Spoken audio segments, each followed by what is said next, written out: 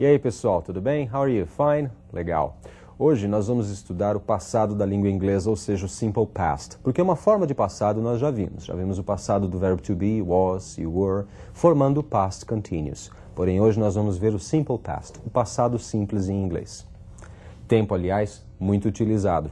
Prestem atenção nos exemplos. We left yesterday morning and arrived last night.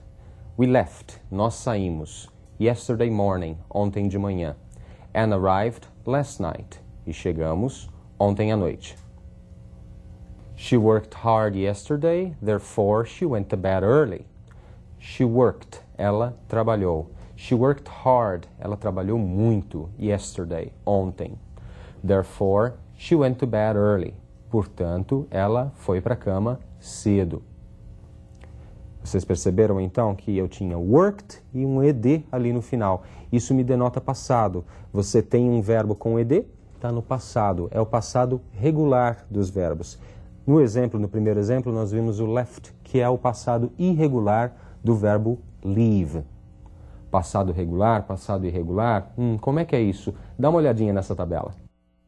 The Simple Past. Olha aí como é que eu formo o passado simples. Preciso dos pronomes que funcionam como sujeito. I, you, he, she, it, we, you, they. Depois, o verbo arrived, ou então went. E o complemento da minha frase. Se eu pegar o sujeito I, eu monto I arrived last night.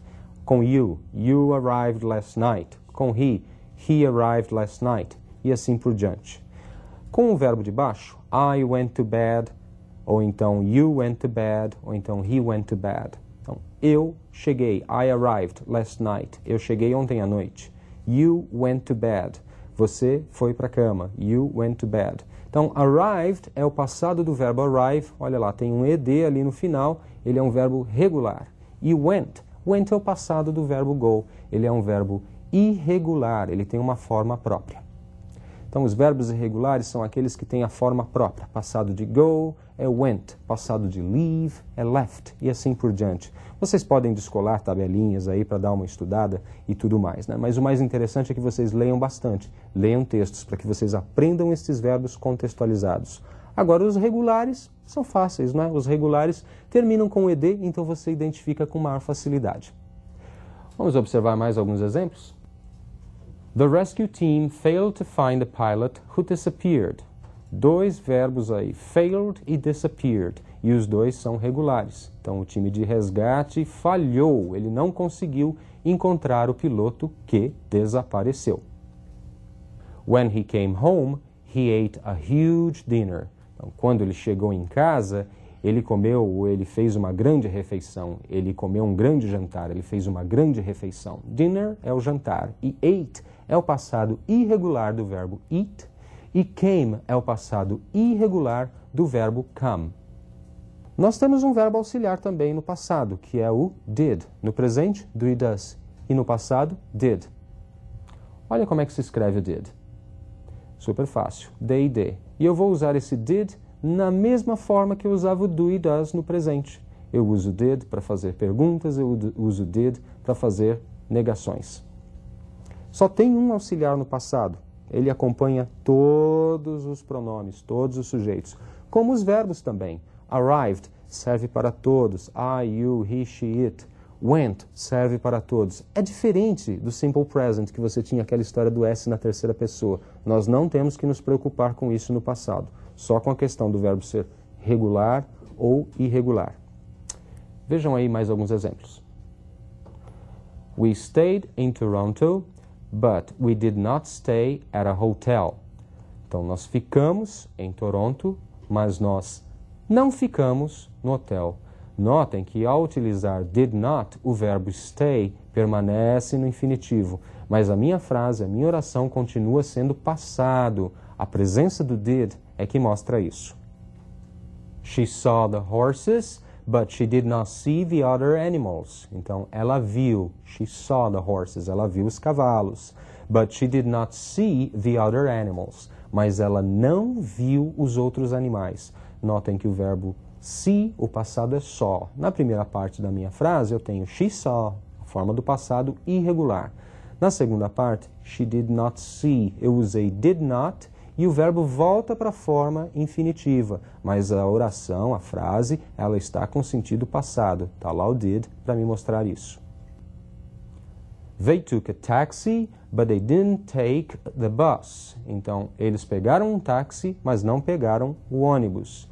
Took é o passado do verbo take. Então, they took a taxi, but they didn't take. Então, aí eu estou abreviando did com not e eu formo didn't. Como eu fazia com don't, doesn't, eu também posso abreviar. E o verbo volta para sua forma infinitiva. Took se transforma em take, mas o sentido da frase continua sendo passado. A presença do did continua me mostrando isso. What did you watch on TV last night? A que você assistiu na TV ontem à noite? Então, did you watch? Eu uso did na frente do sujeito para fazer a pergunta, da mesma forma que eu procedia com do ou does, tá ok? Watch fica na sua forma infinita, porque eu estou usando did. Então, ele me faz usar a forma infinitiva do watch, sem o ed. Já na minha resposta, I watched a soccer match. Então, eu assisti a uma partida de futebol. I watched é o passado do verbo watch, que é regular. I watched a soccer match, uma partida de futebol. Where did you find the information? Where did you find? Mais uma pergunta, eu tenho did na frente do sujeito you. Então, onde você encontrou a informação? Where did you find the information? I found it in a website. Eu a encontrei, I found it. Você vê que o it está substituindo a information. Eu a encontrei num site da internet, in a website. Lucy ate fish for dinner, but Carol didn't. Lucy comeu peixe no jantar, mas a Carol não. Lucy é o sujeito, ate fish for dinner é todo o predicado. But Carol didn't, mas a Carol não. O didn't substitui todo o predicado da oração anterior. Então, quando vocês virem um didn't isolado numa frase, a frase termina nele, ele pode estar se referindo à oração anterior. Observem isso na leitura. Carol didn't read the newspaper, but Lucy did. Aí nós temos uma inversão, nós temos uma negação junto com uma afirmação. Olha lá, Carol não leu o jornal, mas Lucy, sim. Lucy leu o jornal. Então, Carol é o sujeito da primeira oração. Didn't read the newspaper. Não leu o jornal. É todo predicado. Aí na segunda eu substituo, eu abrevio. But Lucy did. Mas a Lucy, sim.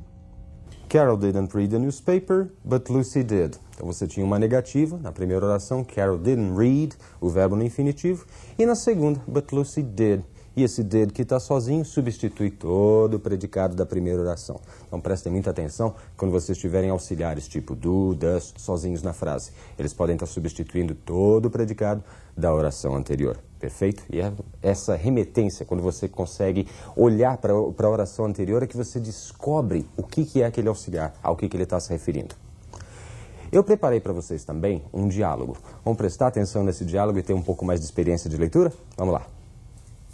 What happened? I lost my ring. Was it valuable? Well, it belonged to my great-grandmother. Where did you lose it? I'm not sure. The ring was loose. When did you last have the ring? This morning. Hello? Hello, I'm Mary Smith. Is this Lucy Stern? Yes. I work at the hairdresser's.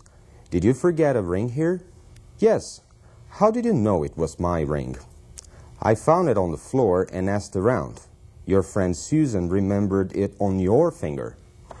Great. And am I glad Susan has a good eye for jewelry? Good. Don't worry. Your ring is safe.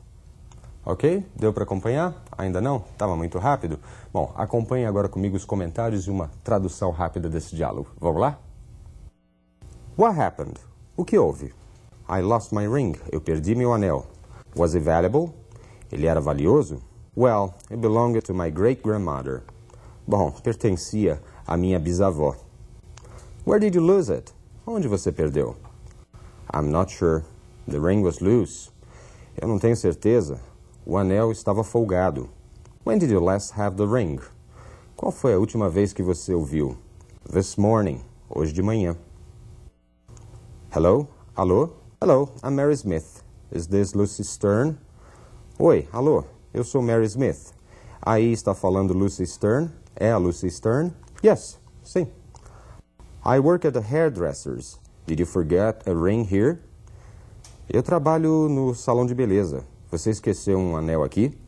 Yes. How did you know it was my ring? Sim. Como é que você soube que era meu anel? I found it on the floor and asked around. Eu achei no chão e perguntei. Your friend Susan remembered it on your finger. A sua amiga, Susan, lembrou-se dele no seu dedo. Great. And am I glad Susan has a good eye for jewelry? Ótimo.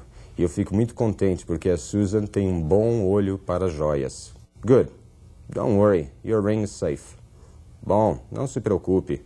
O seu anel está seguro. Ok? Vocês acompanharam a tradução e viram que, para eu entender o texto, para eu conseguir desmembrar esse texto e ter uma boa compreensão, muitas vezes eu sou obrigado a não seguir aquela literalidade, né? Eu não posso traduzir literalmente, palavra por palavra. Algumas adaptações são necessárias. Se bem que o ideal mesmo é que você, aos poucos, vá começando a ler sem traduzir. E eu vou dando algumas dicas para você. Falando nisso, vamos observar mais um texto agora. Olhem lá. Maria Sklodowska left Poland and moved to Paris when she was 24. While she was studying at the Sorbonne, she met physicist Pierre Curie. She was going to return to her country after her studies, but the two scientists fell in love and got married. While they were raising their two daughters, they were also doing research on radioactivity. In 1903, the Curies won the Nobel Prize in Physics for their discoveries.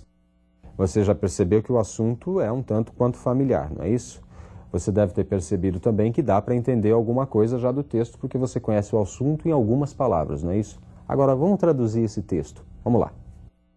Maria Sklodowska saiu da Polônia e mudou-se para Paris quando tinha 24 anos. Enquanto ela estava estudando na Sorbonne, ela conheceu o físico Pierre Curie. Ela ia voltar ao seu país depois de seus estudos, mas os dois cientistas se apaixonaram e se casaram. Enquanto eles estavam criando suas duas filhas, eles também faziam pesquisas sobre a radioatividade.